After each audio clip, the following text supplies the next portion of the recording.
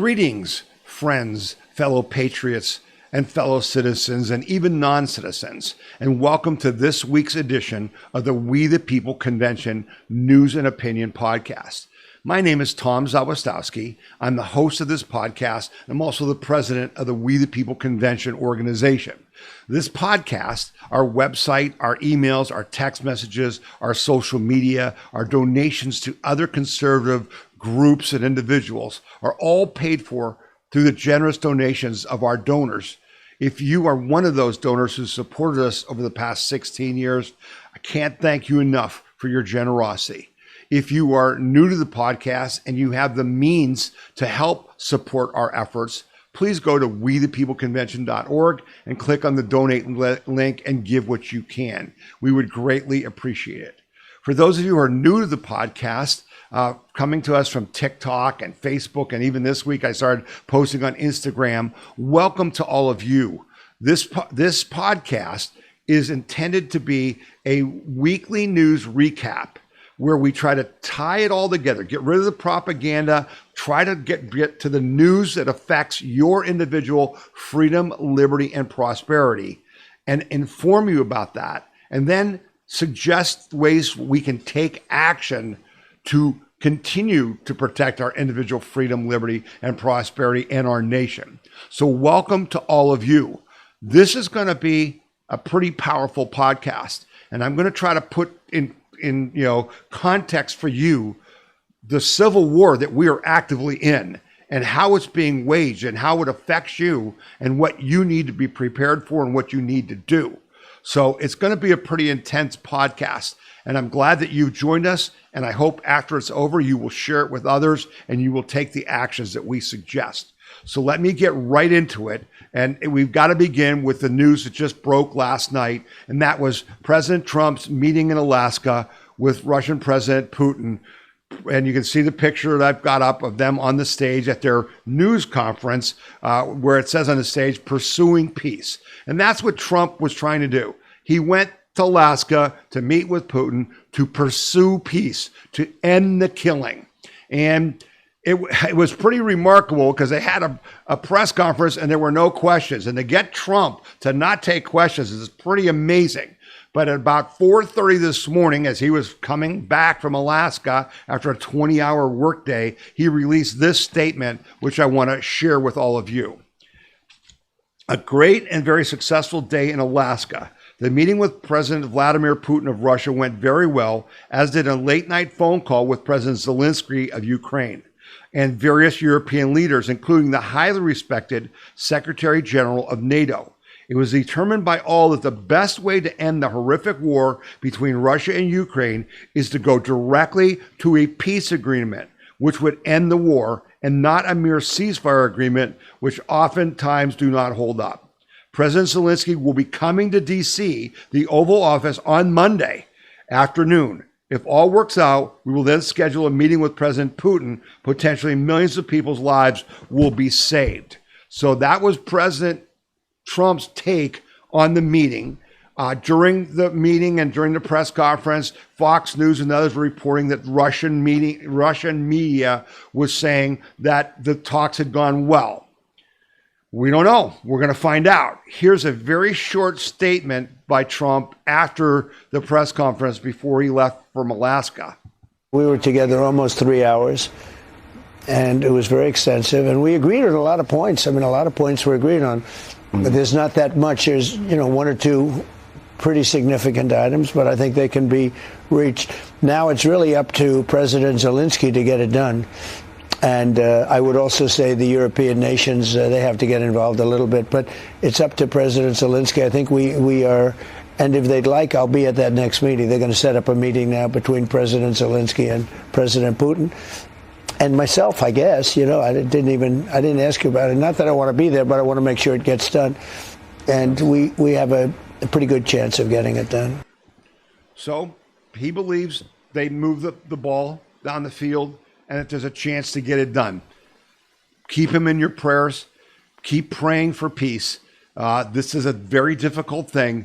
And, I don't expect a quick solution, but I'm thankful to the president for making the effort, and we'll see what happens. Okay? So now to get into, our podcast and the message I have for you. Ladies and gentlemen, we are in a hot civil war. It doesn't seem like it to many of you. You can be, deceived, but I'm going to lay out for you the case that we are in a hot civil war, meaning, people are being arrested, people are being attacked, casualties are being had, and that we've got to carry this out and we have to win it. And unfortunately, too many of us in the Trump circle are kind of acting as if the war is won. It's not. We're in the middle of it, and it could still be lost. And I'm going to show you that so that you can make sure you communicate to your circle of people, to your fellow Americans, that we've got to pay attention here. We've got to know the truth of what's going on, because the actions President Trump are taking are unbelievably significant and important to you. And I'm gonna lay that out. But I want to start with something. For those of you who watch our podcast routinely, I'm constantly telling you about the page on our website. And here's a picture of the front page of our website. And there's a big arrow and a black circle around the button that says, China owns the Dems. Here is the proof. Click on that, okay? There it is on our front page. And when you click on that, you go to a page that says, understand there is no Democrat Party. It has been taken over by the communists. If you vote for any Democrat for any office, then you are voting to aid the communist takeover and destruction of the United States. I don't say that lightly. When you go to that page, you will see list after list after list of links that prove what's been going on. China has been attacking us for 30 years, starting with Bill Clinton, when they bribed him to give them missile technology so they could do two-stage rockets. Okay, that's what Bill Clinton did. And they've been giving money to Democrats and to Republicans and to traitors ever since. And so here's just a list of the links that you'll find on this page on our website at wethepeopleconvention.org. You just got to go to the front page and click on China Owns the Dems and go to this page. Here's some links. Revealed, Kamala Harris's husband's firm represents Chinese Communist Party. New Dem VP pick Tim Walz concerning with deep links to China. House Committee, China has infiltrated almost every part of U.S. government. That's from March of 2024. Leonardo DiCaprio testifies Obama received millions in stolen CCP cash. Biden CIA director employed Chinese Communist Party members while heading elite DC think tank. Husband of Biden's Commerce Secretary is top executive at firm funded by Chinese government. Democrats honored for their efforts by Communist Party USA. Senator Grassley asked Congress to expose the extensive ties between China and the Biden family. Is the entire Democratic Party compromised by China? Open secrets, DC press corps, the swamp is awash in Chinese money. It just goes on and on. How China orchestrated the Biden election with the help of corporate America and big tech for its own benefits. It's just a fact that we have been betrayed by traitors who work for communist China to destroy our country. And whether it's the trans agenda, which on our website, you can see the article where two Chinese billionaires funded the entire trans lie to do what? To destroy families, to destroy our military-aged children, to destroy our country. It's about sowing chaos. So you say to yourself, well, why are they protesting in D.C.? And I'll cover that next. It's because the goal is crime. The goal is to undermine our society. That's the plan. It's not, some sort of a mistake, or that they just have a bad, Democrats have a crazy view of policing. They're paid by the communists to destroy our society, and now they're on the run because we elected Donald Trump, and they're trying to fight back. and we've got to crush them. So I sent out emails and text messages this week, to all you guys about Beto O'Rourke. And if you don't get our text messages and our emails, please go to wethepeopleconvention.org and sign up right there, and you'll get them because it's important that you get them. And I put this out. Beto O'Rourke proves that the Dems will do anything to regain power over you. Anything. And that's what I want to make the point of. It's not about democracy. They're expert liars. All the Stalinists, from Lenin and Stalin and Mao and all of them, it's all about lying, right? Whatever it takes, the means to the end to do what? To control you. So Beto O'Rourke comes out this week and just tells it like it is. Democrats aren't hiding anymore. They play to rig the system. Democrats have dropped all pretense. They're openly plotting to seize and rig the system the instant they claw back power. This isn't quiet maneuvering in smoke-filled rooms. It's a bold, almost taunting declaration that the rules no longer apply to them and that the very foundations of fair government are expendable.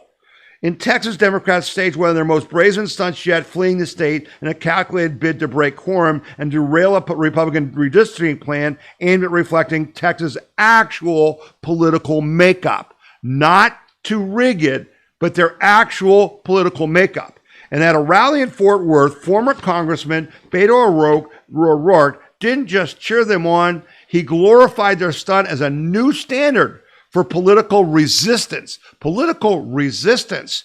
Where's that in a democracy? Where's that in our form of government? Cementing defiance and chaos as the left's playbook. Cementing chaos as the left's playbook. O'Rourke's rally was less a call for democracy and more a manifesto for raw political power. He openly labeled Republican lawmakers fascists and boasted about preemptive strikes. Okay? Listen to what he says. Listen to this. We're not going to let him stop us. Are you with me on that? Ándale. It also means, as Mark was saying earlier, we don't await the punch thrown by these would-be fascists to land. We punch first and we punch harder. We want California and New Jersey and Illinois and Maryland and every other state where the Democrats hold the governor's mansion, the assembly, and the state senate to redraw their congressional districts now, not wait for Texas to move first, to maximize Democratic Party advantage. Listen, you may say to yourself, well, those aren't the rules. There are no refs in this game. Fuck the rules. We are going to win whatever it takes. We're going to take this to them in every way that we can. Yeah, there are no refs in this game. There are no rules. I think it's called the Constitution, Beto. I think it's called the Constitution, right? And who are the fascists? Who are the fascists? Maybe the people who arrested American citizens because of their political beliefs. Maybe the people who arrested people who were praying outside of abortion clinics because they believed abortion is wrong. Maybe the people who forced businesses to close and attacked citizens because they wouldn't follow their COVID mandates. Who are the fascists, Beto? Remember, they're always going to accuse you of what they're doing. And this is what you've got to understand.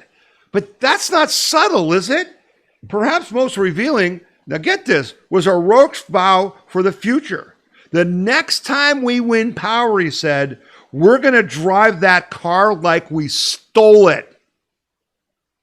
He pledged to legalize every dreamer, their parents, and every hardworking American doing backbreaking work on Democrat terms, not American terms, on communist terms, effectively admitting that the open borders policies they support are about importing voters. This speech shatters any illusion that Democrats respect tradition or procedure or American values or the Constitution when it comes to the maintaining power. Instead, it signals a willingness to bulldoze the system wholesale in pursuit of permanent dominance. Okay? And he's not alone. James Carville, who's literally losing his mind, okay, recently advocated for Democrats to shatter institutional norms if they seize the presidency, Senate, and the House in 2028. He called for unilaterally adding Puerto Rico and the District of Columbia as states to give them senators, right? He called for the packing of the Supreme Court from 9 to 13 justices so Democrats can add enough justices to change the ideological balance. Carville acknowledges these are radical measures, describing them as opening Pandora's box, but insists such tactics are necessary to save democracy, which they're not showing any interest in at all. They don't care about democracy, okay, for what he views as its erosion under Donald Trump as a supporter. Yet the unmistakable subtext is that Democrats have abandoned any pretense of fair competition, openly embracing institutional overhauls to entrench power and nullify opposition. These are not reforms. They are an institutional coup. They're the insurrectionists. And what I want you to take from this podcast is that what Donald Trump is leading, and Victor Davis Hanson has been saying this, is a counter-revolution.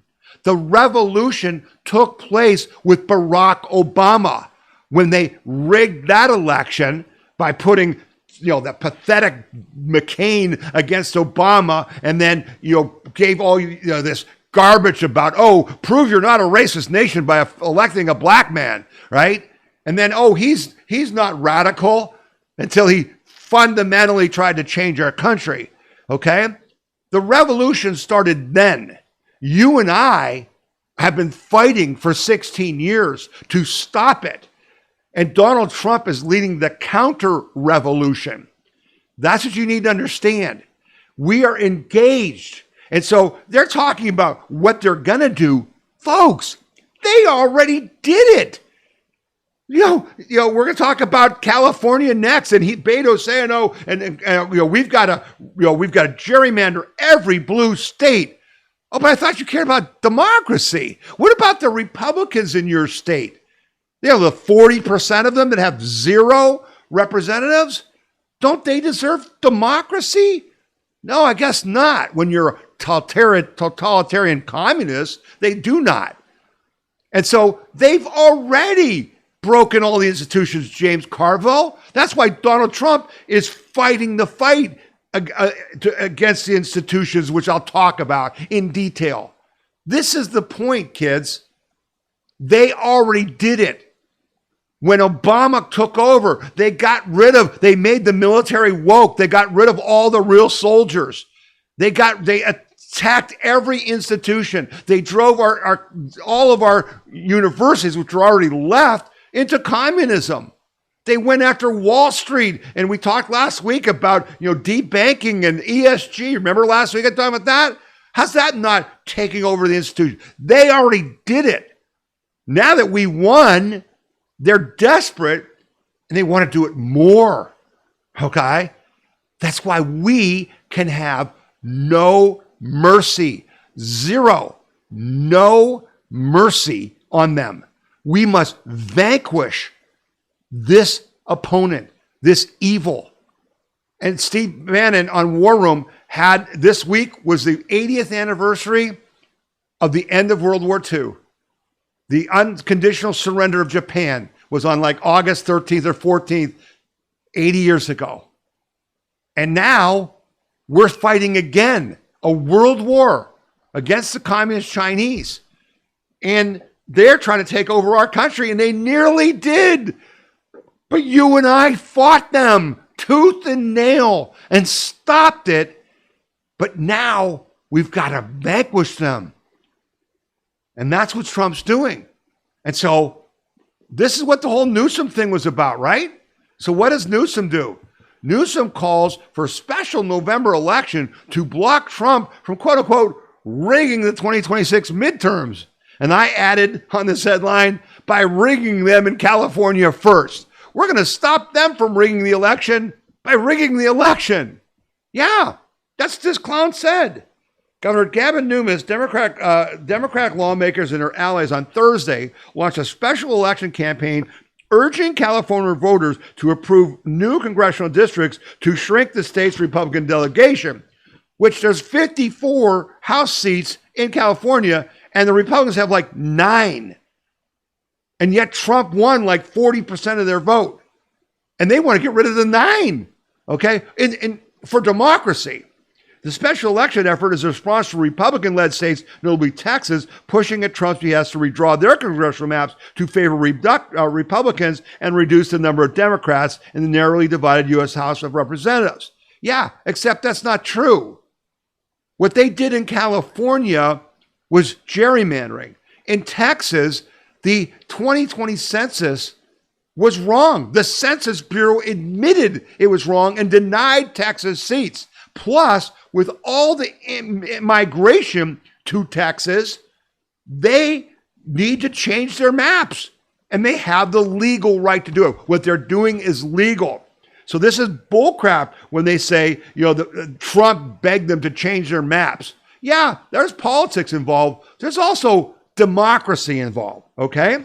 So here's Newsom's speech. If you think O'Rourke was just he is a nut job, but just speaking out of turn, no. Here's Newsom. Would you vote for this clown for president? Listen to the crap he spews here. We're here because Donald Trump, on January 6th, tried to light democracy on fire, tried to wreck this country, tried to steal an election, as Alex just said, by trying to dial in for 11, almost 12,000 votes. And here we are, an open in plain sight before one vote is cast in the 2026 midterm election. And here he is once again trying to rig the system. He doesn't play by a different set of rules. He doesn't believe in the rules. And as a consequence, we need to disabuse ourselves of the way things have been done. It's not good enough to just hold hands, have a candlelight vigil, and talk about the way the world should be. We have got to recognize the cards that have been dealt. And we have got to meet fire with fire. Yeah, meet fire with fire. It's not enough to hold hands and go kumbaya, except you didn't. You gerrymandered all of your state. You guys, our members in California, you reached out to me and we mobilized to try to save some of those Republican House seats that they kept counting votes and votes and votes until they stole at least 4 House seats in California. You liar. You're a damned liar, Newsom. And oh yeah, he lit the U.S. on fire on January 6th. Yeah. Stay tuned, pal. The evidence is coming out on January 6th. We'll see who lit what on fire, pal. You're a loser, and you're going to lose this fight too, all right? And how do I know that? Well, how about if the people in California think he's full of crap? Poll California voters back independent congressional maps, complicating Gavin Newsom's redistricting push. Gavin Newsom faces a major hurdle in his quest to revamp his state's congressional lines, according to a new poll. California's deep support for its current independent redistricting commission. By nearly a 2-to-1 margin, voters prefer keeping an independent line drawing panel to determine the state's House seats. Just 36% of respondents back returning congressional redistricting authority to state lawmakers. What Newsom's trying to tell them, they're going to have a vote in November that says, we still agree that you should have a nonpartisan, districting commission, but we want you to give it back to us for 2026, 2028, and 2030, and then we'll go back to the independent thing. Oh, really? Yeah, you think people are going to buy that when 2/3 of them don't agree with you? It's not surprising in the sense that California has voted twice for this independent review commission not all that long ago, said Jack Citron, a veteran political science professor at UC Berkeley and partner on the poll. And there's a lot of mistrust and cynicism about politicians in the legislature. That's reflected here as well. You think after they burned your house to the ground with their incompetence and then are taking your land in Los Angeles after the fires with a communist mayor, you think maybe there's mistrust of Gavin Newsom in the legislature? So Arnold Schwarzenegger, the former governor who was quote unquote a Republican, though, a California Republican, whatever the hell that means, he is being brought into this because he helped pass the 2 things that said, we got to get this out of the hands of the politicians and put it in the hands of a citizen delegation. He is being brought into the fray by the Republicans, and Kevin McCarthy is raising like $100 million to fight this.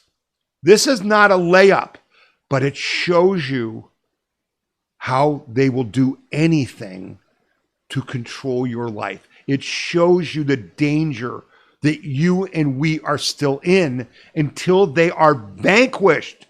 Vanquished. And so I said to you before, it's they've got the institutions and what would they're gonna, if they get back in power, we'll drive that car like we stole it. Yeah, Obama did that. Oh yeah, the Biden commies did that. The people who were Biden people who were in the Obama people who were in the Biden administration did that. And what did we get? Well, the documents are out now. We got this whistleblower report that the guy testifies flat out that Adam Schiff intentionally leaked classified documents to the media to screw Trump. A career intelligence officer who worked for Democrats on the House Intelligence Committee for more than a decade repeatedly warned the FBI beginning in 2017 that then Representative Adam Schiff had approved leaking classified information to smear then President Donald Trump over the now debunked Russiagate scandal. Not now debunked, it was debunked in 2017, according to the bombshell FBI memo that Director Kash Patel had turned over to Congress. The FBI 302 interview reports obtained by Just the News state that the intelligence staffer, a Democrat by party affiliation, who described himself as a friend of both Schiff, now a California senator, and former Republican House Intelligence Chairman Devin Newsom, considered the classified leaking to be unethical, illegal, and treasonous. It was treasonous, but was told not to worry about it because Schiff believed it would be spared prosecution under the Constitution's speech and debate clause. No publicly disclosed opinion from the Attorney General or the Solicitor General can be found making the determination that the speech and debate clause allows a congressman to leak to the media classified information. But the official told Just the News that the DOJ officials showed little interest in pursuing Schiff when the allegations were brought to them. In the most recent review with the Bureau in 2023, they interviewed this guy like 5 times. This whistleblower, whose name is redacted, told agents from the FBI St. Louis office that he personally attended a meeting in which Schiff authorized leaking classified information. How much more can you get? And you know what?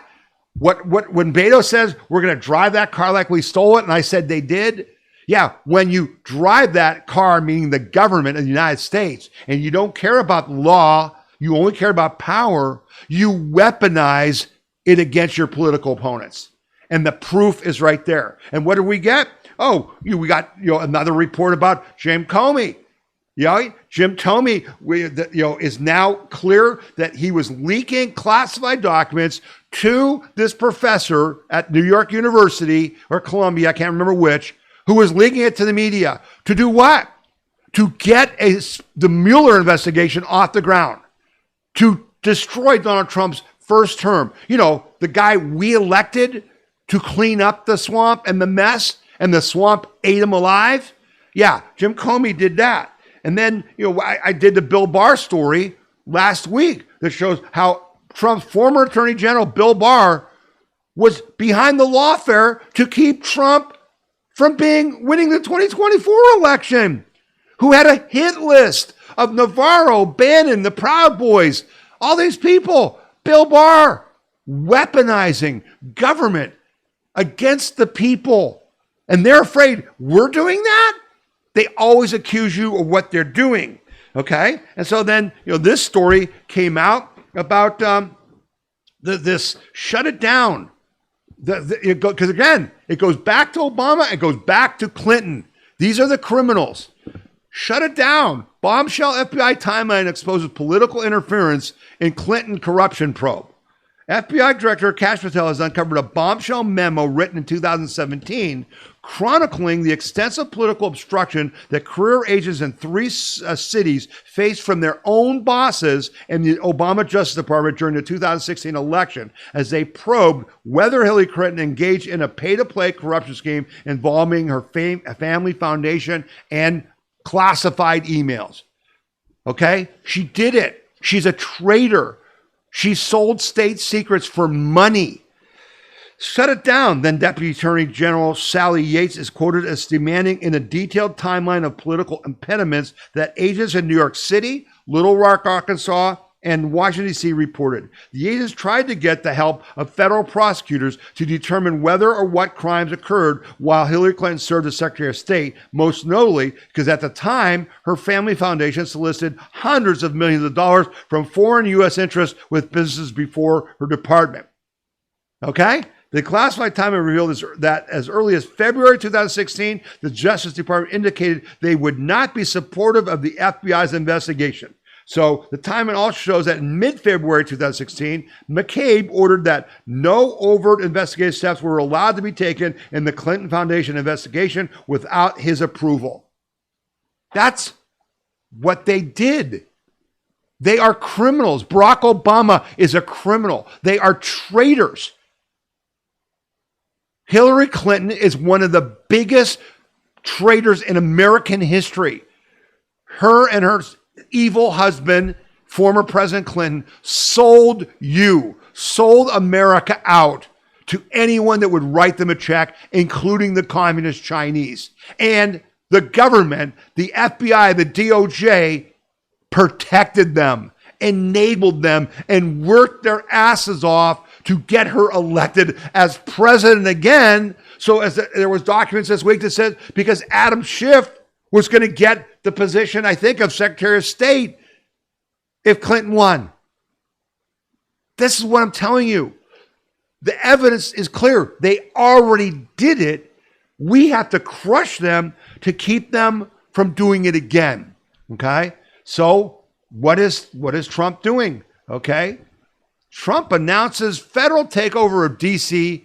police and efforts to clean up the D.C. police and efforts to clean up the Capitol. Okay? So this was the story that light the Republicans, the Democrats' hair on fire, the media and everyone. Okay? So now let's dig into this because there's more for you to understand.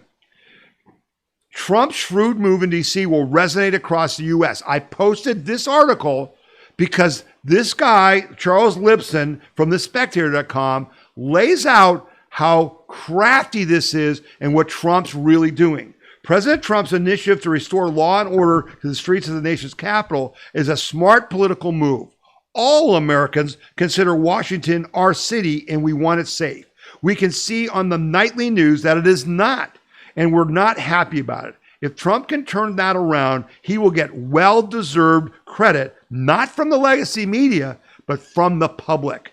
Trump and his party will reap a second major benefit as well if he can lessen the muggings, carjackings, and armed robberies. If he can move the homeless off downtown streets, he will highlight the differences between his approach in D.C. and the painful Democratic failures in Chicago, New York, L.A., and other major cities, all of them governed by Democrat communists who want them destroyed, who want chaos, who want criminals in the streets. That's a huge political benefit if he can secure it. What happens on the streets of Washington resonates across the country for several reasons. Americans focus on the nation's capital as we've been taught since elementary school. We travel there by the millions as tourists and consider it an important visit for our school-age children. Of course, we see it on the news every night. So, what is Trump doing? Multiple things. First of all, he's showing how bad the Democrats, basically showing what they're doing. I listened to a podcast called the X22 Report. And the guy's an interesting guy. He has some interesting insights that are different than what I see elsewhere. So that's why I watch it. He's kind of like Sundance at Conservative Treehouse. I listen because he opens up my mind to some other things. It's interesting. He's saying, the X22 guy, that what Trump's doing is he's getting rid of the army that Beto and Newsom and Soros and the communist Chinese would use to complete the overthrow of our nation. When Antifa was created in the universities, they're all white college boys, okay, some girls, who are an army. They were brought in to instigate crimes and riots. However, What they needed is a criminal element. Once they started the riot, they needed to grow. And that's when you saw all the looting and all the other, two-bit criminals come out to make it worse. Okay? Well, what was the whole thing about illegal immigration? Why were so many of the illegal immigrants gang members? You know why? Because they would fight. Because they could be mobilized to attack us, to defeat the police, if we let them, like we did in 2020. That's why Trump brought in the military in LA immediately. That's why Trump is what? Deporting all the murderers, rapists, illegals, gang members, first. He's trying to take apart their army because there's going to be war in the streets, and Trump's trying to gain the advantage. So now what is he doing? Oh, let's go into D.C. and take the criminals off the streets. Let's go into D.C. and destroy our enemy before they attack us. Destroy them where they live. See what's going on? Do you understand this is a real war on both sides? On both sides. And so the evidence is right in front of your eyes. So let's go to the next thing. DC protests are again AstroTurf. I'm sure you're all surprised by that, but it's not getting the coverage. Not getting the coverage it should. All right? Paid protester requests from Crowd Company surged 400% following federal takeover of DC police. A prominent crowd rental company is reporting a dramatic spike in inquiries for protesters in Washington, D.C. following President Donald Trump's announcement that he will federalize the Capitol Police Force. Adam Swartz, CEO of Crowds on Demand, told Fox News that requests for services in D.C. from May to July jumped 400% compared to the same period last year. The company, which supplies participants for political rallies, protests, and advocacy events, says such surges typically occur during high-stakes political movements. It's called AstroTurf. It's called Rent a Crowd. A large share are focused on opposing Trump's policies in Washington and raising alarms about government overreach, Swartz said. While D.C.'s local government has failed in keeping citizens safe, they're also a danger of putting too much power in federal hands. That balance of power matters. Swartz added that the vast majority of people at political events in the nation's capital are in some way compensated, whether directly paid or attending as part of their professional duties, including Capitol Hill staffers. These crowds aren't as organic as they appear on TV, as he noted. Look at the picture I used for this story. You can see the signs. Homelessness is not a crime. Yes, it is when you're illegally living on the streets. D.C. isn't your colony. No kings, no colonies, no martial law. And they're all white people. You know why? Because the left is full of 1960s commies and college indoctrinated commies, and they don't give a damn about the black people. And in that story, there's a study that was probably black. This is by the Washington Post. Blacks and low-income D.C. residents are significantly more concerned about crime than the white people. See? They're always talking about, they're for the minorities. No. Trump is proving they're screwing the blacks. Let them have the murders and the rapes and the violence in their neighborhoods. We're safe in our white gated neighborhoods, right? Chuck Schumer saying, F that, I walk around and I'm safe. He has a security detail. You think people are stupid. They do think that, but we're not. And black people aren't stupid. They see what's going on, and they're losing this deal, okay? And here's the proof. And the murder rate, you can't keep saying violent crime is down, but the murder rate's up. To the average person, the murder rate's about life and death. You don't brag about a rising murder rate. And the Democrats are, I agree with you, Mika, they're falling into the trap of defending what's indefensible. It's a trap. Yes, it's a trap. I mean, if it's not a winner politically to say, oh, you're wrong, look at the data.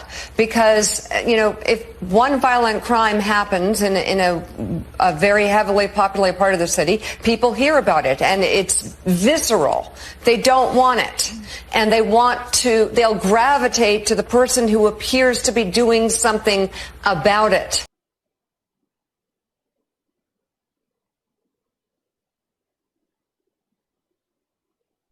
I'm sorry. The person who's doing something about it is Donald Trump. He's not appearing to do something about it. He's doing something about it. And that's what they're afraid of. And that's why they have to protest. Okay? That's why they got to try to stop this. Because, oh my gosh, if they are successful, we're doomed. This isn't an 80-20 issue, folks. This is a 90-10 issue. I'll show you the evidence later. Americans are sick of the crime, and they're not buying the crap that, oh, the police are racist, they're only targeting blacks. That was bullcrap from the beginning, and now people know it's bullcrap, and what they really were doing, what the communists pay them to do. Destroy our cities. Create crime. And Trump is saying we're not doing that anymore, okay? But, so why are they doing it? Left-wing dark money mega donors, including George Soros, contribute $20 million to groups funding protests against Trump's DC crime crackdown. Several lefty dark money groups are contributing to the protests. Free DC, a fiscally sponsored special project of progressive nonprofit Community Change and Community Change Action, brought 150 demonstrators near the White House Monday to protest Trump's plan to deploy the National Guard troops in the district.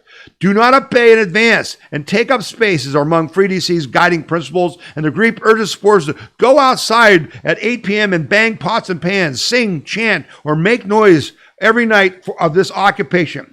Free DC has scheduled multiple events since Monday's anti-Trump protests, including a cop watch training suggesting further protests are planned amid Trump's efforts to make DC the safest, cleanest, and most beautiful city anywhere in the world by ramping up law enforcement efforts and removing homeless encampments from public spaces.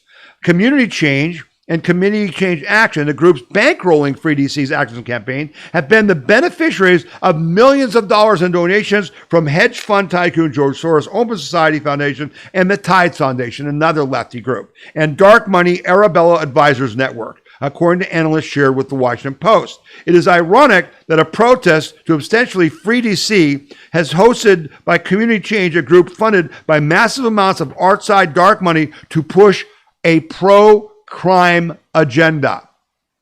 These people who are funding the protests against Trump have before been the ones who've elected prosecutors and people to let the criminals out in the streets. Why?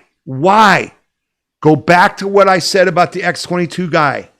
If you free the criminals when you create chaos and start the George Floyd type hoax crimes, you've got an army of criminals to do the fighting. They don't want them in prison. So you get the connection? Do you see how it's all connected? It's about a violent overthrow. It's not about democracy and votes. It's about how do we destroy the United States so communist China can defeat us and rule the world? Is that clear? Are you getting that message? And so, want some more proof? We always bring receipts on this show. We always bring receipts. So guess what? Well, the Democrat communists are on the side of crime and criminals. They are defending murderers and rapists. And like everything, they lie about it. How do we know? DC police sergeant exposed her superiors for misclassifying crimes to make stats look low. The city just quietly settled her lawsuit. The District of Columbia has quietly settled a lawsuit from a sergeant who has accused Metropolitan Police Department leaders of misclassifying offenses to deflate the district's crime statistics. Court records obtained by the Washington Free Beacon show police brass repeatedly told officers to downgrade theft cases, knife attacks, and violent assaults to lesser offenses, according to internal MPD emails, depositions, and phone call transcripts that Free Beacon has reviewed. They got the goods. They're on their TV. The communist paid, MSNBC, CNN. They're on those channels saying Trump full of crap. The crime is not bad in D.C. The crime in D.C., which has 700,000 people, is 4 times greater. The murder rate is 4 times greater than New York City, that has like 8 million people. They are a terrible city. Everyone who lives there knows it, and they're trying to sell this lie, but they can't, because you and I have crushed the New York Times, the Washington Post, CNN, MSNBC, ABC, CNN. No one believes anything they say. They watch this podcast and believe what we say because we bring the receipts. Okay? They watch Steve Bannon and they watch Charlie Kirk and Ben Shapiro and all the rest of them because we prove they're liars. Donald Trump proved they're fake news. So you can't sell the lies anymore. And so the truth is going to win out, but understand what's behind it. And so I told you a few minutes ago, this is a losing issue. Here's your proof from CNN. From Donald Trump. So how do Americans feel about it now as we head into this new chapter? Harry Enton is here. Where do things stand with how people feel about crime right now? Yeah, I think that Democrats have to get it around their heads that Americans are far more hawkish on crime than they think that they are. What are we talking about? Trump's net approval handling crime. Where was he last year? He was way underwater at minus 13 points views of term number 1. But look at where he is now. He's on the positive side of the ledger. He's on the positive side at plus 1 point. Americans view Trump far more favorably now on crime than they did a year ago. And while this polling doesn't take into account what's exactly happening in D.C. right now, it does take into account what happened in Los Angeles, what's happened earlier this year. And Americans, for the most part, actually view Trump favorably. Crime is one of Trump's best issues. It's one of the reasons why he wants to talk about crime, because it favors him. It will be very interesting when you can see polling that has what's happening and rolling out right now settling in to see if it moves what the impact really is, because it's been a lot of messaging is what we've seen. It's not going to change. It's not going to move. Americans see it. They hate crime. There's only the 2 main things of government. 2 main things is to keep you safe, okay, whether it's your township, your county, your city, your state, your federal government. Their first job is to keep you safe at all costs and to provide essential services like roads and water, okay, and trash and sewer. But our governments are doing all these other things they shouldn't be doing. And then they're not doing the things they should be doing. And so, yes, it's not going to move.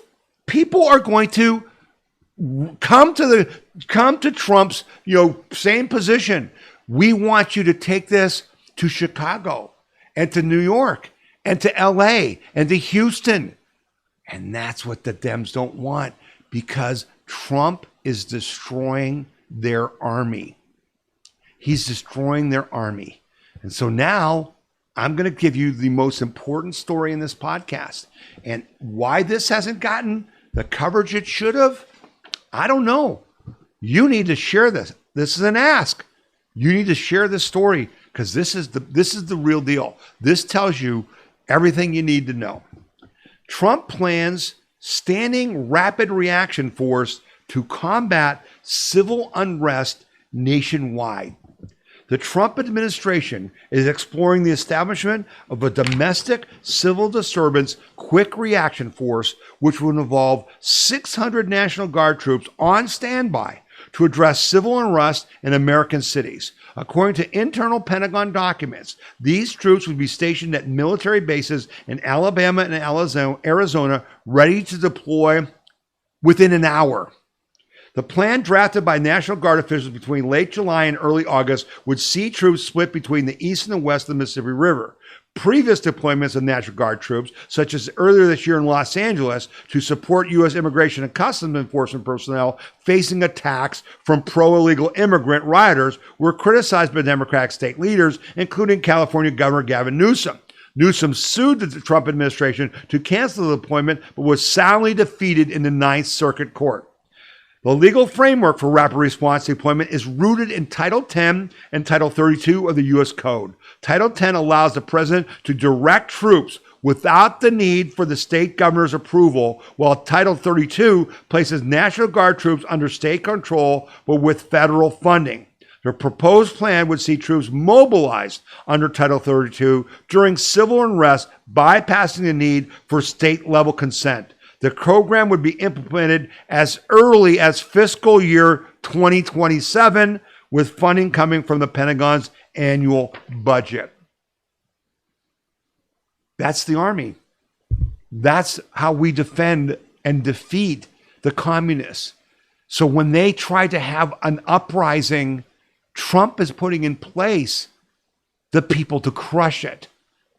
And they can say he's a dictator. He's not a dictator. He's defending our Constitution against the revolution, the communist revolution. He's running a counter-revolution. Remember, those of you who've been with us for all these years, remember 2020? Remember the full-page ad that we took out after they stole the 2020 election? We called for what?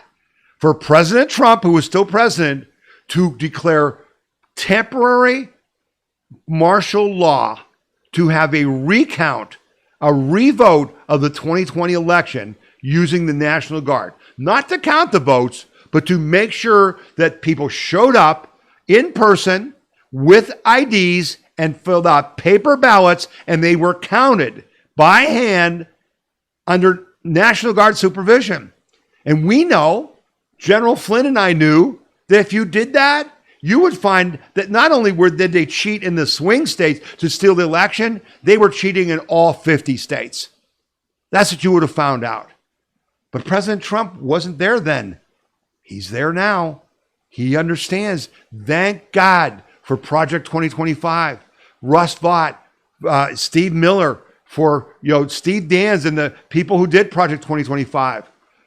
Somehow they did the work to understand what the real plan is, what the real threat is, and they're at war like we're really at war, like World War II.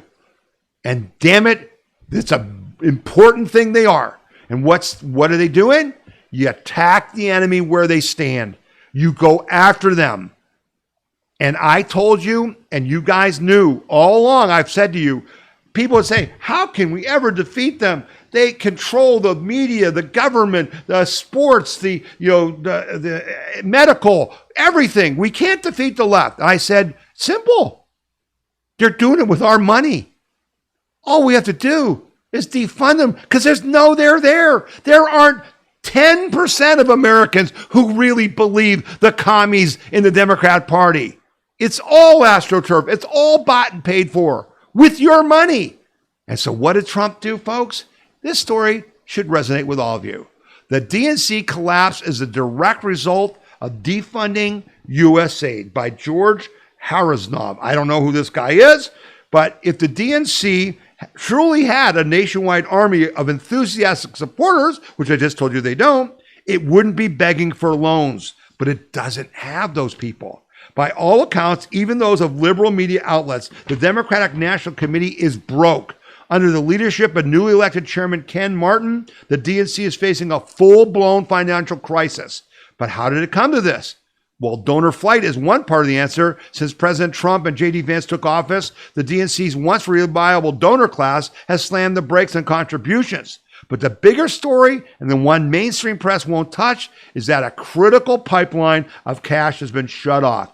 The massive taxpayer-funded slush fund known as USAID. For years, USAID was used by the Washington establishment to bankroll politically motivated nonprofits, foreign projects of dubious value, and leftist causes worldwide. We had a front row seat to this here in Bulgaria for decades. A vast network of NGOs, many of which had no accountability and little public visibility, received billions under the guise of democracy promotion and foreign development. But in practice, these systems served as backdoor funding operations for the democratic machine and its liberal friends around the world.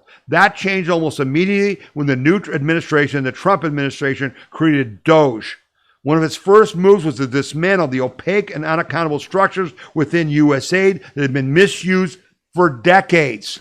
Americans have learned what we've known for years about just how badly their tax dollars are abused. Let that sink in. While American veterans struggled to get adequate care at home, your government was helping to produce heroin in Taliban-controlled territory. True story. You funded, things in Guatemala and Egypt. All of it. All of the USAID was they put the money out to the NGOs and they send it back. The Ukraine money, Zelensky said at one point, 50% of the Ukraine money was coming back to the U.S. politicians who funded it. Okay? It's money laundering. I told you that. Now they don't have it and they're in trouble. But they're not done. We've got to finish the job. We've got to finish them off. And that's why Donald Trump is creating a standby army to put down any uprising by the communist revolutionaries in our country so that the counter-revolution will succeed in America as you and I know it will survive. Okay? I hope that was eye-opening to you. I hope a bigger picture of the illegal gang members were going to come fight us, right? They let the criminals out in these blue cities. So when they had a riot, they had an army to expand the riot. It's all there, but no one ever puts it together. I hope it's finally together for you. I hope you got it. I hope you're going to tell other people about it. Okay? So we're going to take a short break. You've been listening to the We the People Convention News and Opinion Podcast, and my name is Tom Zawistowski. The We the People Convention News and Opinion radio program is paid for by donors like you. You can donate to the We the People Convention and support our cause by going to wethepeopleconvention.org or by sending your check in any amount to We the People Convention, P.O. Box 6211, Akron, Ohio 44312. When you're playing a video, including our podcast, you'll see this little cloud button. And if you click it, it'll actually download the video to your hard disk. And this works on our podcast page as well. If you're playing our podcast, and it's going to be loud, so I won't play it for much, but there's our podcast playing, and you can see this little, download button. Okay. The other thing you got to notice on our podcast page is that there's a link here where you can send me a message about this podcast. Hey, it was great. Hey, I didn't like it. Something was wrong, or here's a correction, that kind of thing. You can use that link. And then these are the stories that I covered in this particular podcast. And you'll see there's links that go to the stories, to the articles that I used in reporting on that. So you can click on that. You'll also see that you can sign up for our emails and text messages, but you can also watch our podcast on Roku TV and on Amazon Fire TV. And these are the instructions for doing that. So this is all on our podcast page, right on the front page where the yellow button was. If you click there, this is our podcast page. These are the instructions for watching on Roku TV or Amazon Fire. And I watch our podcast on TV. It just feels more comfortable. So you can do that. We're also on Rumble. If you go to Rumble, you should join Rumble. And it's Tom Z at WTPC. You'll see our podcast there. So you can get us a lot of different ways, including on Apple iTunes. And then this is an audio version of our podcast. If you click here, it'll just play the audio of the podcast. It will not, show you the video. So people can, listen to that while they're jogging or, working out, working in the yard, or just relaxing and just want to listen to the audio and not watch the video. And again, this is available on phone, on your iPad, on your laptop, on your computer, any way you want. And you can share whatever you see. If you're on a page that you really like and you see an article that you think, geez, I've got to share this article, with someone in my family. You can send them an email by clicking on the little envelope. You can post it on Parler or MeWe. If you click on this, you get all kinds of options, where you can put it on Twitter or Facebook, whatever, which we don't support, but you can do whatever you want. So we ask that you share what you see on our We the People convention site, and that you get more people to look at it, because that's the whole idea here, to help educate people, inform them. And then, as I said before, Link, we're not just about talk, we're about action. And in my podcast every week, which is published every Saturday, so if the new podcast usually comes out every Saturday, and in that podcast, I will ask you to do certain things that will help protect and defend your individual freedom, liberty, and prosperity. So that's the We the People Convention website. Come back often, use it to be informed, and share it with others. Thanks a lot. All right. Thank you for watching the podcast. I asked you to share this story about Trump creating a standby rapid action force. And that's one of the things that we talk about. Watching this podcast is important because it informs you, but it's also important that you share it so we get more people to watch it so they will take the actions. And at the bottom of our podcast page, we have this week's action items. And I ask each and every one of you to do each and every one of them. Okay? It's not passive. We are active. We are protecting and defending our individual freedom, liberty, and prosperity. Okay? And you do that by taking action. And I'm going to have some more asks for you in this podcast in the second half. Now, a couple more things. We are on X. We are on Facebook. It's always Tom Z WTPC, Tom Z WTPC, or We the People Convention. You can look for us there. Okay, we're now on Instagram. We're getting, we probably had 20,000 views of segments of our podcast on just TikTok this week. So we're reaching new people, but we need your support. Thank you for the people who donate. We could use some more donations. We got some big challenges coming up. We've got to fight, the counter-revolution. We've got to defeat the left. And so I hope that first half of the podcast opened your eyes. We are in a hot civil war, not a cold civil war. It's not about, policy and elections. It's about fighting in the streets. It's about stopping them from using weapons against us. It's about locking them up for the crimes they've already committed and wiping out the entire Democrat Commie Party. It can't exist. It can't exist. It's the antithesis of our country, of our Constitution. They want to rule over you. As Beto O'Rourke said, we're going to drive that car like we stole it. Well, we already saw what that looked like from Barack Hussein Obama. Okay? Ain't happened again, not on our watch. But it's up to us. It's up to us to fight it. So let me get into the second half of the podcast here. Record 1.6 million illegals deported in just 6 months. So as I was just saying to you, why? We're getting out the gang members and the people who would be part of the revolutionary forces. That's part of it. This is huge. Didn't get anywhere near enough coverage. Rushing for the exit. Illegal immigrants population down 1.6 million under Trump crackdown. President Trump is booting out illegal immigrants faster than President Biden added them, according to the latest Census Bureau numbers, which show an unprecedented drop in the number of immigrants living in the U.S. The total number of foreign-born people dropped by 2.2 million from January to July, and most of that, 1.6 million, was among illegal immigrant population, said Stephen A. Camarada, the research director at the Center for Immigration Studies, who crunched the numbers. It's almost an unfathomable number turnaround from the Biden years, when illegal immigrants surged into the U.S. at a record rate, netting 220,000 new people each month. Over the past 6 months, though, the illegal immigration population has been dropping at nearly 270,000 a month, or more than twice the rate of increase under Biden. That's what we needed. That's what we voted for. Donald Trump is doing what we ask, and every poll shows that. But why are the Commie Dems fighting against that? Because their job is to import these criminals into our society and then overthrow our government, to rig the vote in California and every blue state, to take control and then never give it back.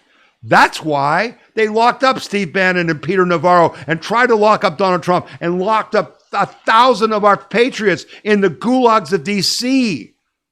That's tyranny. That's fascism. That's communism. That ain't democracy, kids. So, yes, we're winning. And, oh, just a little side note. Yeah, so what's the left doing? What's the Washington Post doing? And again, they need to be shut down. They need to be charged. The Washington Post, for the third time, has doxed Kristi Noem, the head of Homeland Security. They put out her home address, and then they moved and they put that out. Now she's staying at a government facility, and the Washington Post is taunting her about this. They're trying to get her killed. That's what I mean about a hot civil war. It's not just words. They are putting Kristi Noem's life in danger intentionally. When the hell do you get locked up for that? That's what I want to know. You gotta, didn't Newsom say we have to fight fire with fire? Yeah.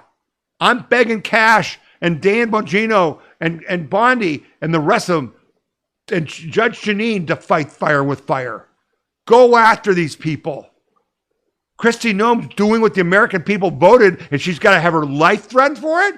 And you can't protect her? What the hell? Okay, so this is another story that didn't get enough coverage, but again, we're here to speak truth. We're not cultists who just follow everything Donald Trump says. We're not mindless people. We're patriots. We're conservative thinkers. We question everything and everyone, and we search for truth. So this story is important to you, and you didn't get enough of it. Soaring wholesale prices mean higher inflation is coming. Are tariffs to blame?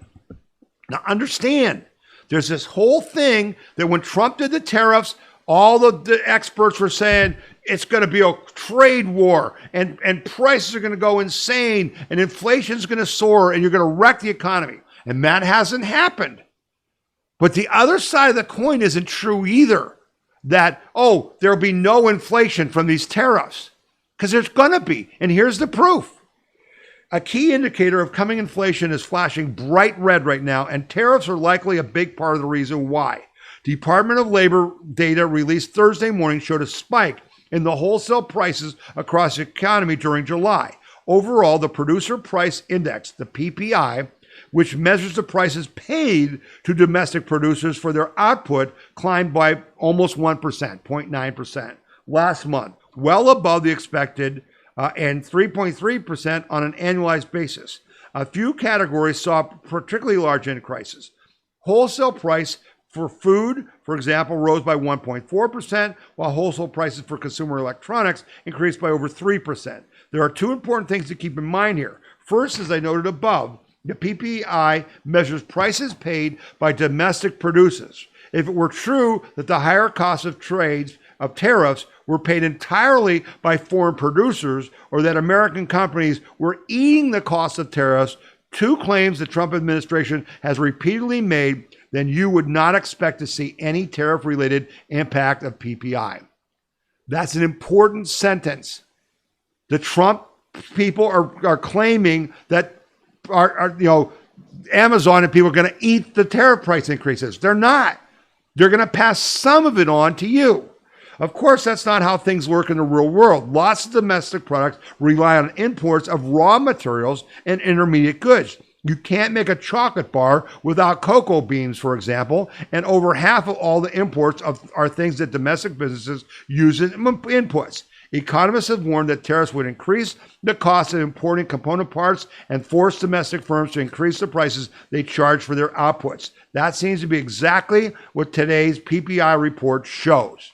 Okay? So that's a reset. Yes, the consumer price index showed that inflation was not there. Inflation's under control. This is saying there's going to be increases on products. Okay, but if they're not that high, they'll be manageable. So here's a chart that the White House put out that I want to share with you. It shows that inflation is down. Since President Trump took office, it's at 1.9%. Here's a chart where you can see the bar graph of United States annual inflation for the first Trump term. Then it soared under Biden, and now it's down again under Trump. Prices continue to decline. So while they were making the point in that article I just read that some prices were up, gasoline is down 10% from last year. Eggs are down 20% since Trump took office. Smartphones are down 14.7%. Hotels rentals are down cheaper 4.8%. Internet services 2.4%, and energy commodities are down 9%. So the point I'm trying to make here is that there's winners and losers in everything, and the question is, what's the net? And what Trump is basically saying is the net is that while prices may go up 1.4%, which compared to the Biden years is a picnic, okay, when you start bringing back all this manufacturing and create all these, skilled trade jobs that are, middle-class jobs, which I've been talking about, and at the end of the podcast, I'll talk to you about your job to recruit people into the trades. Well, if their incomes go up, they can manage the inflation, okay? So here's an example. This is just a simple example, but it proves the point, okay? Wyoming timber industry set for huge comeback, more sawmills needed. Okay, the pieces might be falling into place for Wyoming's timber industry to make a strong comeback, legislators and land management officials said. The volume of timber being cut in Wyoming might outpace the state's few remaining sawmills to meet the demand. The increase in demand coincides with tariffs being placed on Canadian lumber, which for decades has been a main source of wood in the United States. Why? Because they were allowed to bring their wood in cheaper than our people could make it here. And Trump said no. Last week, the U.S. Commerce Department announced a significant increase on countervailing duties on Canadian lumber imports, jumping an already high tariff rate to 35%. Long-term success of expanding the Wyoming timber industry hinges on building back the local timber industry instead of trucking logs to mills in other states.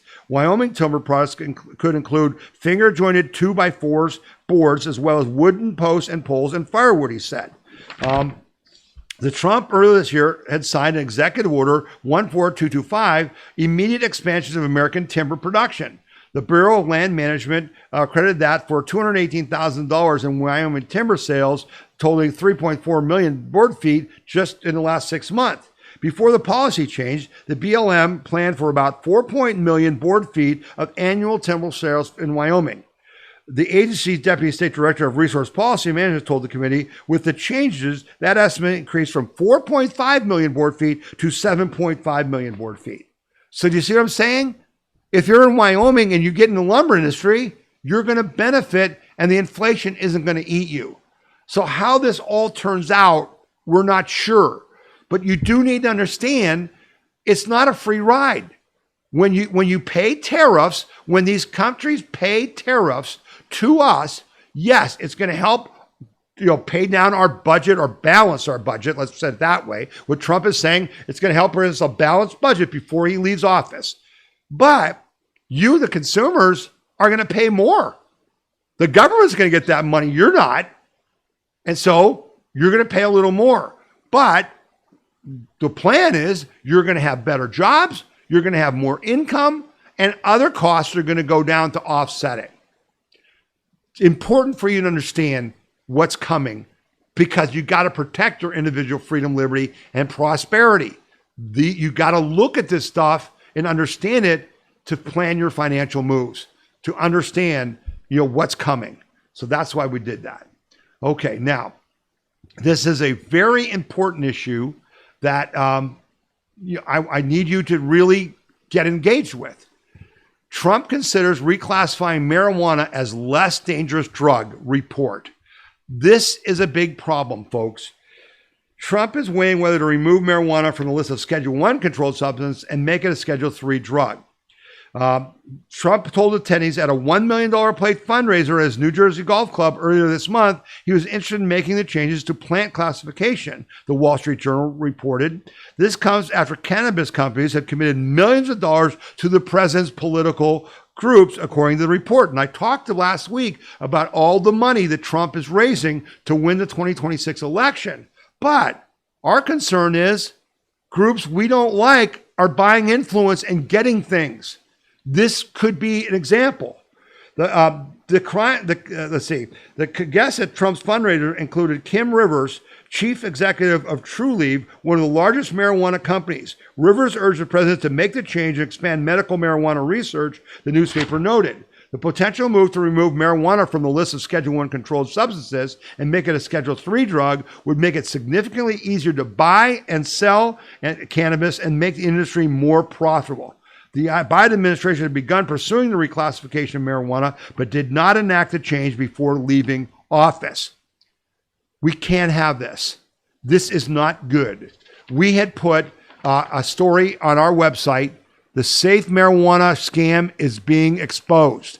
This article on our website at We the People Convention just says marijuana is not harmless. The opposite is true, and the evidence keeps growing. As the cannabis legalization spreads, mounting research reveals alarming health impacts while promising benefits which fail to materialize. Right? Oh, it's good for your health and all that. Bullcrap. It's a lie. It's a scam. Just like climate change and all the rest of it. It's a dangerous drug. As drug advocates push to marijuana legalization over the last 15 years, they portrayed the drug as harmless, a mild intoxicant with few side effects. Cannabis, the term scientists prefer to marijuana, might even have medical value, advocates said. The truth is the opposite. Even as states from Maine to California have legalized cannabis, researchers have published paper after paper showing its risk, particularly to heavy or daily users. I do not mean the munchies are falling asleep on the couch. Powerful evidence links the drug to heart attacks, strokes, severe mental illness, and even suicides. Go to wethepeopleconvention.org and search on marijuana and read this article. It's got links to the studies. Call to action. I'm asking you guys to write to President Trump and say no. No. Charlie Kirk came out against it this week and did a big expose. And he's against it. And we got to get Bannon and the rest to do it. But write to President Trump at whitehouse.gov/contacts. Whitehouse.gov/contacts. You'll see a form that says, contact the president and say, do not reclassify marijuana. It's a dangerous drug. And our friend Jack Windsor here in Ohio, a very good reporter, did an online poll on X of Ohio people. Should President Trump reclassify marijuana from Schedule 1 drug alongside LSD and heroin to a Schedule 3 drug, opening doors to expanded research and boosting the legal cannabis industry? 57% said no. Now, that's not a scientific poll, but I'm just telling you, most people understand now that these experiments in Colorado of making it legal have not worked out too well. Lots of problems. Lots of problems. So, second ask of the show. Share that story about Trump forming, a rapid response team. Number two, write to the president and say no to the expansion or the reclassification of marijuana as a class 3 drug. All right? This was an important story. Let me see here. I'm going to get my stories in place here. Okay.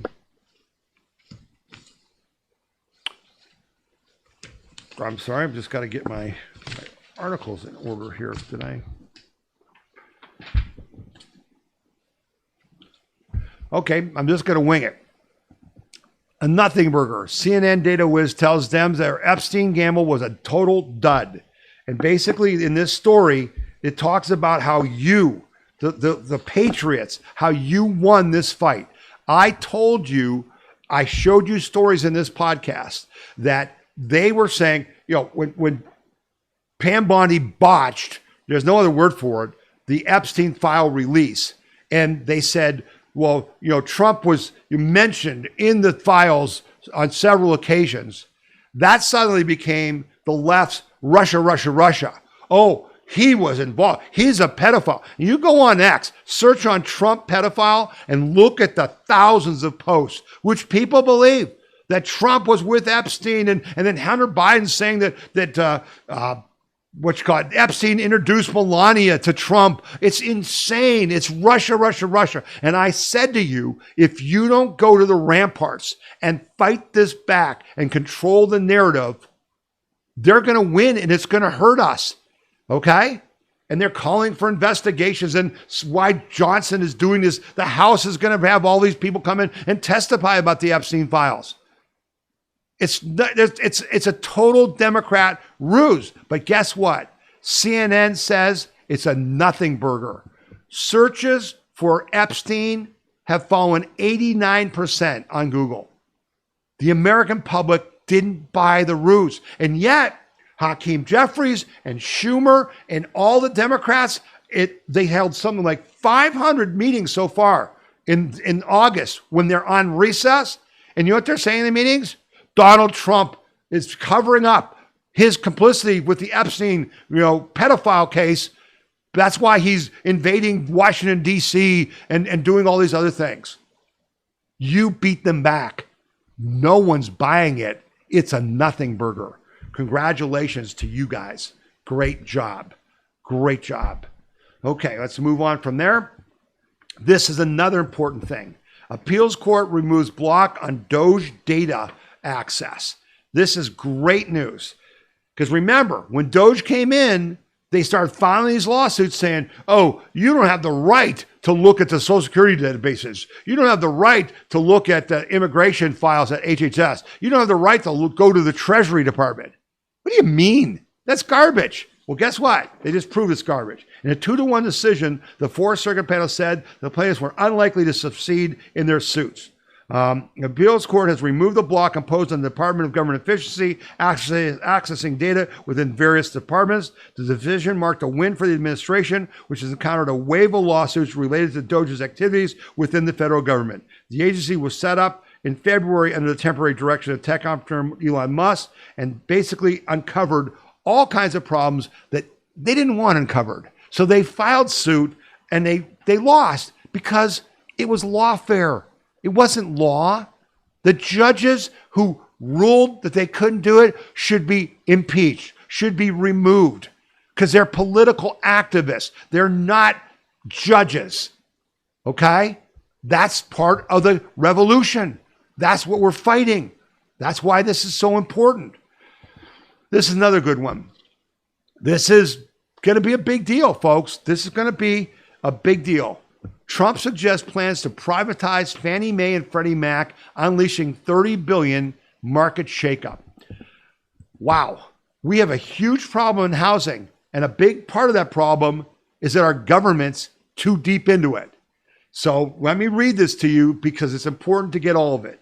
President Donald Trump and his team are reportedly preparing to sell shares of Fannie Mae and Freddie Mac, which are government-backed companies that support the housing market by making home loans more stable and affordable. This sale would be a significant move, potentially involving a large amount of stock, and could have a significant impact on the mortgage industry and the overall economy. On Saturday, President Trump confirmed to Wall Street Journal's report that he intends to take Fannie Mae and Freddie Mac public by the end of this year. He shared an AI-generated image of Truth Social showing himself at the New York Stock Exchange, featuring the phrase MAGA-listed New York Stock Exchange. However, the report also mentioned that the plan is still under consideration, with Trump exploring different possibilities. Still, the White House estimates that selling up to 15% of Fannie Mae and Freddie Mac shares could generate about $30 billion, potentially making it the largest IPO ever. Now remember, the history here. During the 2008 financial crisis, both Fannie Mae and Freddie Mac faced severe financial troubles. They were doomed.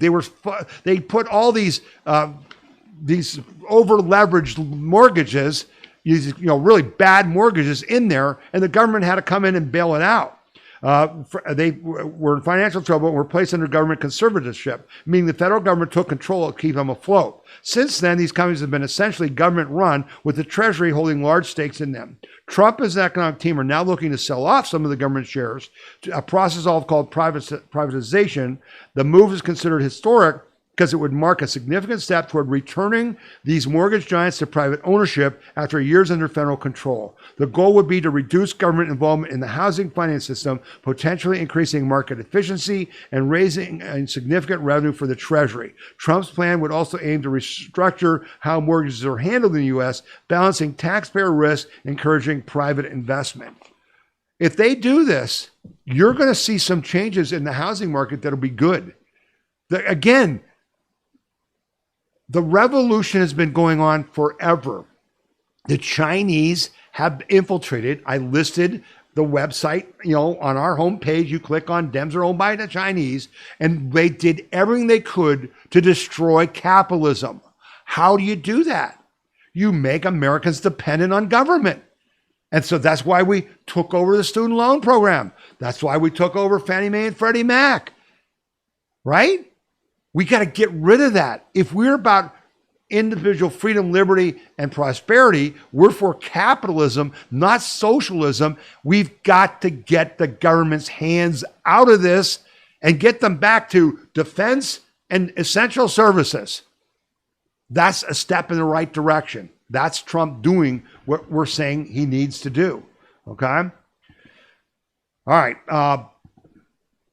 We had a story where Trump fired the woman who was in charge of the Bureau of Labor Statistics because the reports were always wrong. And I kept telling you during the whole Biden 4 years, they were lying about the numbers to help Biden and to make you think that the economy is doing better than it was. Trump's Bureau of Labor Statistics chief nominee calls for a pause to the monthly job reports until it's fixed. What a concept. Oh, how about that? Let's not put out phony numbers. Let's put out good numbers. And let's not do that until we fix it. Whoa, what a great idea. Listen up. President Trump's recent nominee to lead the Bureau of Labor Statistics has called for a pause in the agency's monthly jobs report until data issue is fixed. Economist E.J. Antoni was nominated last week by Trump to replace the woman who was fired after the July jobs report. Antoni, the chief economist at the conservative think tank, the Heritage Foundation, thinks there are recurring flaws in the agency's methodology that needs to be fixed before the monthly reports can continue. Totally reasonable. He pointed to a declining response rate contributes to the inaccuracy. In other words, they get the labor statistics by polling people, but the response rates to their polling is now like under 50%, just like political polling and stuff is suffering because people won't do the polls. He says it's now below 50%. No one in a position of power fixed the problems in the data. They just kept reporting the bad data. That's bureaucracy. That's not individual freedom, liberty, and prosperity. The problem is the BLA data has been evident for 3 years now and still hasn't been fixed. Antoni had called for the firing of his predecessor, and then he said, "How on earth are businesses supposed to plan, or how is the Fed supposed to conduct monetary policy when they don't know how many jobs are being added or lost in our economy? It's a serious problem that needs to be fixed immediately. Until it is corrected, the Bureau of Labor Statistics should suspend issuing the monthly jobs report, but keep publishing the more accurate, though less timely, quarterly data. Major decision makers from Wall Street to Washington rely on these numbers, and a lack of confidence in the data has far-reaching consequences." Again, the Fed is using these numbers to decide if they should lower interest rates, and the numbers are totally wrong. This is common sense. This is what we voted for. That's the kind of guy we want running this. Thank you, President Trump. This is a really interesting. So I talked to you about the counter-revolution. I talked to you about the Democrat communists attacked our institutions. Trump orders Smithsonian to begin review to replace woke ideology with Americanism. The Smithsonian Institute is what he's talking about. Trump made an order to do this. The Trump White House has announced a comprehensive internal review of selected Smithsonian museums and exhibitions aimed to ensure alignment with Executive Order 14253, titled Restoring Truth and Sanity to American History. How's that for a blatant, in-your-face, common-sense statement? This directive seeks to celebrate American exceptionalism, remove divisive narratives, and restore confidence in the Smithsonian as a trusted cultural institution. The letter addressed to Smithsonian Secretary Lonnie Brunch III outlined a detailed plan for the review process. As we prepare to celebrate the 250th anniversary of our nation's founding, it is more important than ever that our nation's museums reflect the unity, progress, and enduring values that define the American story. The letter states, emphasizing that the review will focus on public-facing content, curatorial processes, exhibit planning, narrative standards, and the use of their collections of antiques. The process will begin with the museum submitting requested materials, including exhibition plans, educational content, and internal guidelines within 30 days. On-site visits and interviews with curators and senior staff will follow, aiming to better understand the goals driving content and future exhibits. The review will also evaluate 250th anniversary programming and ensure coordination with the White House Salute to America 250 Task Force. By the 120-day mark, museums are expected to implement necessary content corrections, replacing divisive or ideological-driven woke language and unifying and historically accurate descriptions. A final report, including museum-specific assessments and recommendations, expected to be completed by early 2026. This is what it's about. It's going back and restoring truth, the American story. The woke people infiltrated your library, your schools, all of our businesses and all of our institutions and put in lies. And Trump is saying, no, it's coming out, baby. It's coming out. You're going to tell the true American story. You're not going to do all this, CRT crap, right? And 1619 Project. Get that the hell out of our museums. These are taxpayer funded. This is America, not Russia, not China, not communism. Wow. While he's doing all these other things, while he's trying to negotiate peace with Russia and Ukraine, while he's trying to clean up DC, he's doing this stuff too. Awesome. A couple more stories and I'm going to wrap it up. Going to have a pretty short podcast this week, and I think you guys will be happy for that. I will be, that's for sure. I told you that Trump made a big move where he signed an order to get our military involved with stopping the cartels, with stopping the flow of fentanyl into our country. And Charlie Kirk did a big thing on it. I did a big thing where I said, I want drone strikes on fentanyl labs in Mexico, in Venezuela, in South America. I don't give a crap where they are. You're killing our kids. That's an act of war. I want to use the military. So this story comes out as a follow-up. U.S. deploys forces to take out on Latin American drug cartels in the Southern Caribbean. U.S. Army air and naval forces are set to deploy to the Southern Caribbean Sea following President Trump's directive for the Pentagon to use the military for operations against Latin American drug cartels. Sources briefed on the move told Reuters that after Trump's order, the Defense Department has begun deploying U.S. troops to address threats to U.S. national security from specially designated narco-terrorist organizations in the region. Last week, Trump quietly signed an order to deploy U.S. troops to conduct anti-cartel operations in foreign countries, according to the New York Times. It remains unknown which specific cartels the president is targeting in his directive. After Trump was sworn into office, the United States designated 7 drug cartels and 2 international criminal gangs as foreign terrorist organizations, which gives us the right to use the military against them. Most of those cartels primarily operate in Mexico, but the reported deployment of troops to the South Caribbean Sea suggests the operation will focus more on Central and South America. Venezuela, whose northern coastline sits on the South Caribbean Sea, has been a regular subject of the Trump administration's scrutiny. Shortly after the president took office, the State Department designated the Venezuelan international crime gang, Tren de Aragua, as a foreign terrorist organization, and most recently added the Venezuelan cartel Lost Souls to that terrorist organization list. Trump also ramped up pressure on Venezuelan dictator Nicolas Maduro, raising the bounty on him to $50 million and pointing to his ties to transnational gangs and drug cartels. Attorney General Pam Bondi also accused Maduro of using the powerful Mexican drug cartel Sinaloa to bring deadly drugs and violence into our country. Okay? So, as for Trump greenlit military operations against drug cartels, Mexican President Claudia Sheinbaum said that U.S. troops would not be entering her country to fight cartels. She said last week that U.S. officials gave her a heads up that Trump's directive was coming, adding that an American troop deployment to Mexico was absolutely ruled out. Yeah, maybe they're not going to put in troops, but doesn't mean they're not going to do drone strikes. That doesn't mean there's not going to be other action taken. And I think that's really important. One more international story, and there's not much because I led, the podcast with the, Trump-Putin meeting.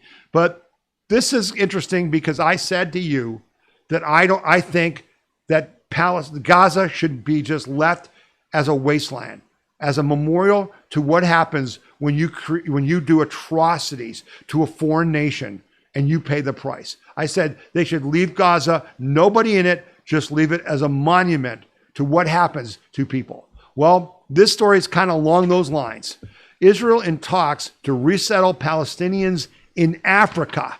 In Africa. Now remember, everybody wants to talk about two-state solution and that Israel should put Hamas and these terrorists right on their border and should be happy with it. But they don't want them to go to Egypt. They don't want them to go to Saudi Arabia. They don't want them to go to Syria. They don't want them there. But Israel should do that, yeah? So this is interesting. Israel is reportedly in talks with South Sudan about the possible resettlement of Palestinians from Gaza, according to 6 sources familiar with the discussions. The move is part of Israel's broader strategy to encourage immigration from the Gaza Strip, which Israel's ongoing conflict with Hamas has heavily degraded. Israel Prime Minister Benjamin Netanyahu has expressed a desire to relocate Gaza's population, framing this as a voluntary migration. Similar resettlement proposals have reportedly been discussed with other African nations. However, Palestinians, and there's no such thing as Palestinians because there's no Palestinian state, and human rights groups have strongly opposed such plans, characterized them as a forced expulsion. For South Sudan, a country still recovering from years of civil war and famine, the proposal might be seen as a chance to deepen diplomatic ties with Israel and possibly improve its standing with the United States. Still, the idea has drawn criticism from within the country, with South Sudanese civil society leaders complaining that South Sudan should not become a dumping ground for people. The U.S. State Department has declined to comment on the matter. However, Egypt has expressed clear opposition to any resettlement. Israel also is believed to approach other nations such as North Sudan and Somalia, though those nations have not talked about the status of those discussions. I think it's a great idea. I think again, you want to defuse the bomb, get the match away from the dynamite. It's real simple. You can't continue to do the same thing, which is having Israel give in to the terrorists from Iran, Iranians supported Hamas and Hezbollah, and expect the wars to end. Israel's trying to end this war completely. I am for this. Get out. Do not resettle it. Now, they're talking now, I guess, about bringing Gaza back into Israel proper, and I can see that because land is valuable in Israel, and then they could rebuild it as part of Israel. But this is a failed policy. And the idiots in Europe, European leaders in Australia who are saying we're for a two-state solution, that was never real. That was a scam. The two-state solution was a Trojan horse. Yeah, bring these Palestinians in right next to you, and then Hezbollah comes out from within the horse. It's idiotic. I like it. They're thinking and trying to solve it. All right? Just got 3 more things to talk about, and we'll wrap up the show. This first one is confusing, and I didn't like it. I talked to you about this before, that in Mississippi, they passed a law that stops children under 16 from using social media. That is the problem.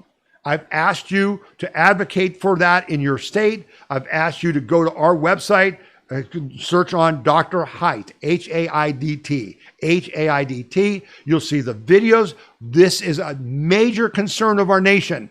You should be concerned. Social media is hurting you bad. Your kids. We must stop this. So the big tech companies, they don't want to stop it. They're making billions selling access to those kids. All right. So they've been fighting it. The Supreme Court made this weird ruling. This headline confuses me. Supreme Court won't halt Mississippi law requiring social media age verification. An Internet Trade Association has filed an emergency application with the justices last month. But while the thing says it won't halt it, the Supreme Court on August 14th declined to block the Mississippi law restricting minor access to social media. The law known as House Bill 1126 requires the social media platforms to make a reasonable effort to verify the age of users.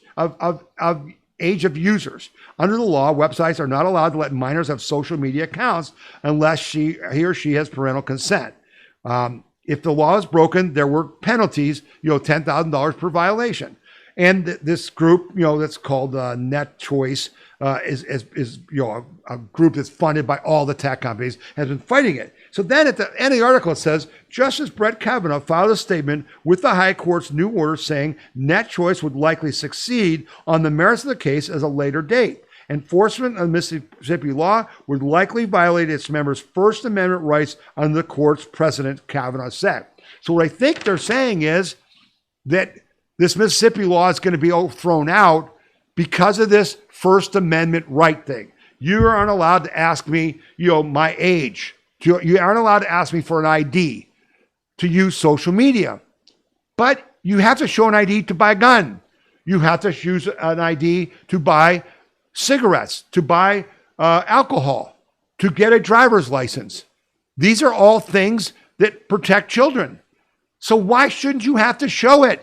And all you guys out there that are, no, it's an infringement on me and all that. Well, I got news. You're going to lose this fight. And damn it, you got to save our nation. To save our nation. I'm serious. Go look at the videos by Dr. Haidt.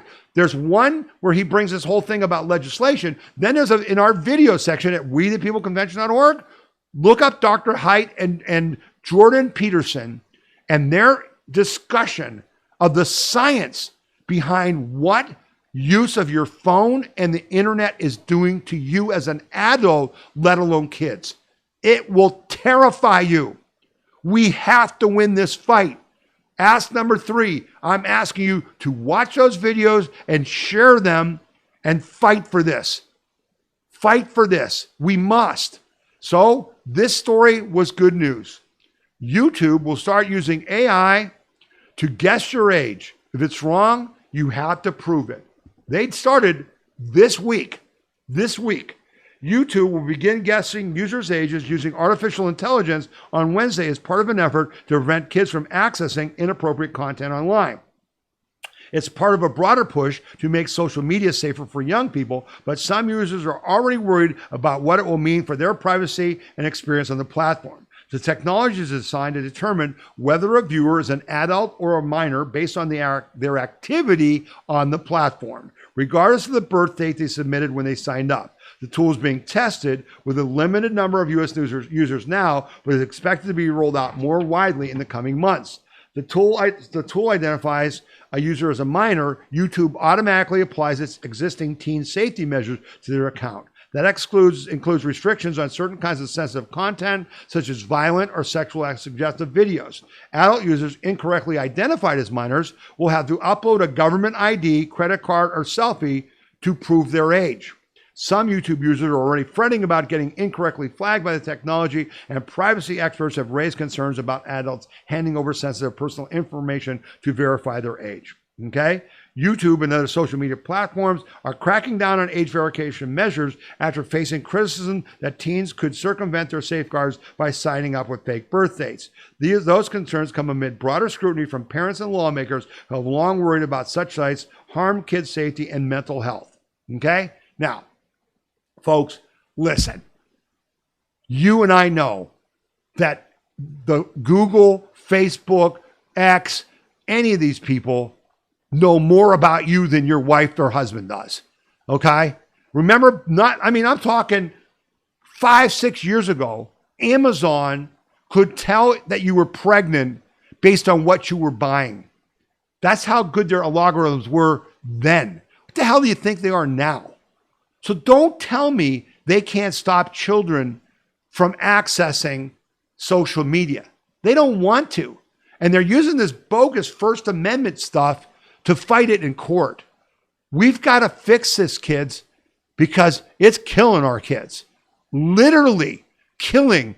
Young girls commit suicide daily in this country because of bullying on social media and fake nudes. Remember I talked about that? So YouTube doing this, I think is a step to them all doing it. And I'm sorry, you can cry all you want about your rights. We got to protect our children and our future. Your rights are not more important than that. They're not. So you can call me every word, name you want. Write to me. Info at We the People Convention. Tell me what a moron I am. But I will not give on this. We must do this. And if you watch those videos from Dr. Haidt, H-A-I-D-T, you'll know that. Okay?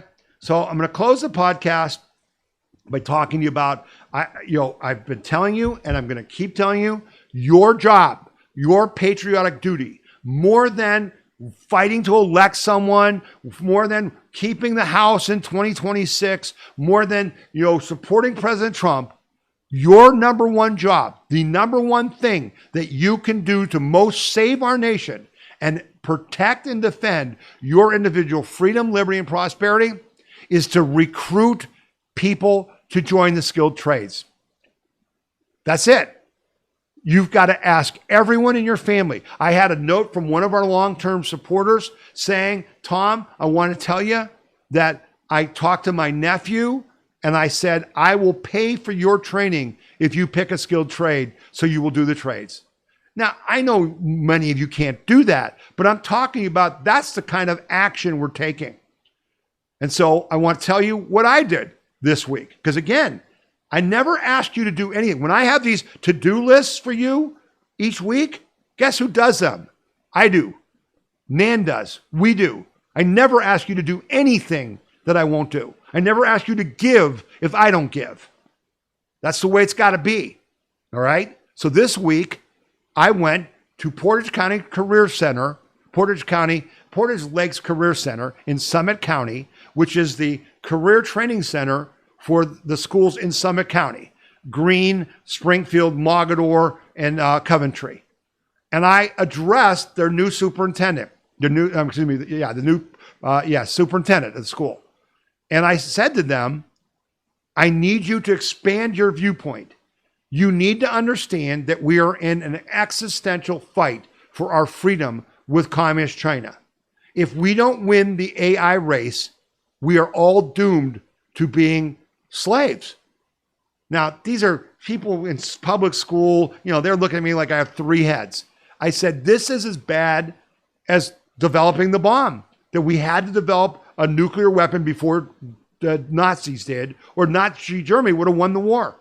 This is true with AI, but we can't do it without you. The superintendents for each of those schools was there with the superintendent for Portage Lakes Community Center. I said, you are at the heart of this.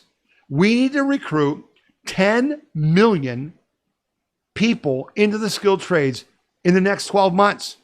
And they were like, whoa. I said, wait a minute. That's not, it sounds like a big number. It's 3% of our population we have to recruit into the trades. I said, now I want you guys to do a good job of bringing high school students into the career centers and training them. But the employers that work with you are saying, we need more, we need more. But I want to give you an idea for some other area that you haven't ever looked at. The parents of your students. The parents of your students, many of them who came through your same schools 10, 15, 20 years ago, are underemployed. They're working in the service sector. They could be retrained in skilled trades and really help their income and our nation. I said, I'm asking you guys to take the teachers at the career center and the employers who are looking for people, and I'm asking you to host job fairs and education programs in your schools, in the 4 schools, for the parents, not for the students. And they were like, whoa. And the woman from Coventry said, I'd never thought of that. I never heard of that. And we're going to do it. The superintendent said, I'm going to make an effort to push out our messaging into the schools to get more students. I said, you've got to. You don't want your students going into college. They're going to lose their jobs to AI. You need to pivot and redirect them. I was the only citizen at the meeting. I was the only one who spoke, but it had an impact. You can take that same message to your career centers where they're just doing their job. Status quo. Oh, we've been doing this for 30 years. We're going to keep doing it. You got to shake them up and say, no, the world has changed. The bell is ringing. The call of duty is to you. What can you do to double your output and help us recruit these 10 million people in the skilled trades? That's what I did this week. That's a suggestion that you can do this coming week or in weeks to come. Whatever you do, if it's just talking to a waitress or the guy that changed your oil at the gas station, or some waiter at the restaurant, say, hey, you could get a lot better job and help our country. Do you ever think of joining the skilled trades? You got to start having those conversations with everyone, or we're not going to survive as a nation. Okay? We're fighting on multiple fronts. We got the counter-revolution. We got the real revolution here. We're fighting the commies here. We're trying to solve, the world is on fire. And then we got the AI fight, which is existential. Yeah. So at the beginning of the podcast, I said this is going to be a different podcast. And many of you have thought, oh, we elected Trump and all the good stuff I showed you in this podcast is like, yeah, we're winning. We haven't won. I hope I proved that to you. We haven't won. We got work to do. We can win. We will win. But we must do the things it takes to win. So let's get after it. So all of you, who watch this podcast, I tell you, share it with everyone. That's the key. So they can, promote the trades. So they can tell President Trump not to promote, marijuana use. So they can, get the things done that we need done to protect and defend our individual freedom, liberty, and prosperity. Tell people about this podcast. Send your comments, your ideas for stories, video links to info@wethepeopleconvention.org. info@wethepeopleconvention.org. If you send a video link, don't just send a link. Say what it's about so we can decide whether we already know about it or we need to look at it. Okay? Give us a little information. This is your podcast. We just present it. And we're trying to help protect your individual freedom, liberty, and prosperity by keeping you informed and then giving you an action plan. We're sure glad that you joined us this week.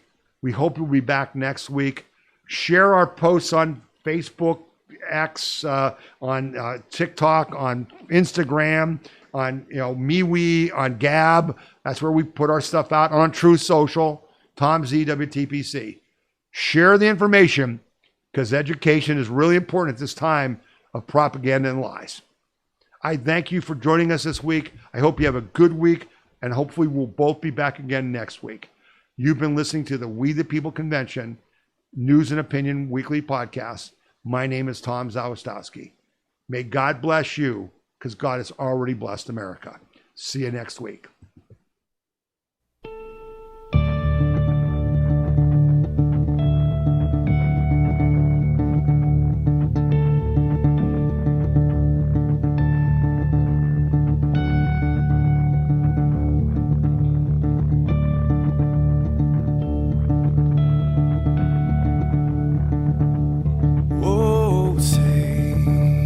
Can you see my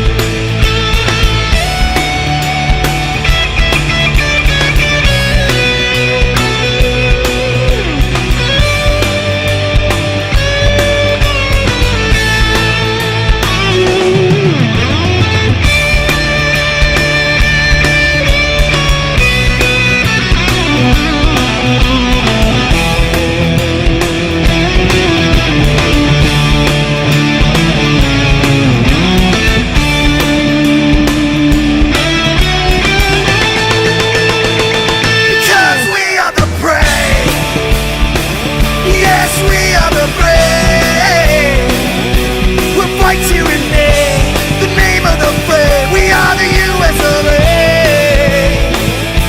For those unaware, that flag is still there. It's our future to save this land of the brave, the US of A. Oh, say, just that star spangled banner, yeah, wave for the land of the free, and the home of the